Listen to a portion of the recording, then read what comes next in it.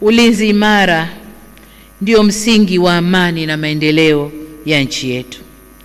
Kauli mbiu hii inaakisi ukweli kuwa hakuna maendeleo bila amani. Sasa Jeshi la Wananchi wa Tanzania, kiwa chombo muhimu cha ulinzi wa ndani na nje ya nchi, linategemewa kuendeleza usalama na amani ili wananchi waweze kushiriki kikamilifu katika shughuli za maendeleo. Kwa muktadha huo, niwatake muitumie kauli mbiu hiyo kuendelea kuimarisha ulinzi wa taifa letu. Wito wangu kwenu, msikubali jeshi letu kuchafuka. Hatupaswi kumwacha au kumlinda mtu yoyote mwenye cheo kikubwa au kidogo kugeuza taasisi yetu ya ulinzi kuwa chombo cha mashinikizo ya kisiasa. Chombo hichi tofauti na siasa. Hiki chombo, iwe kuna CCM kwenye serikali, kuwe kuna Chadema, kuwe kuna chama gani, hiki chombo kipo tu kwa ajili ya kulinda nchi na wananchi wa nchi hii.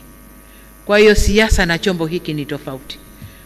Ndugu CDF na makamanda, kwa muda mrefu sasa jeshi letu limeendelea kuwa la mfano katika ukanda wa Afrika na dunia kwa ujumla, kutokana na weledi, nidhamu na utii.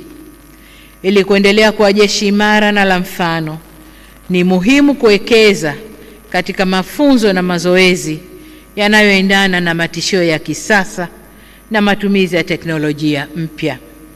Nisisitize pia kwamba sambamba na kuwekeza katika mafunzo na mazoezi ya kijeshi, ushirikiano na vyombo vingine vya ulinzi na usalama ni muhimu katika kudhibiti matishio ya kiusalama, ikiwemo yale ya kiugaidi.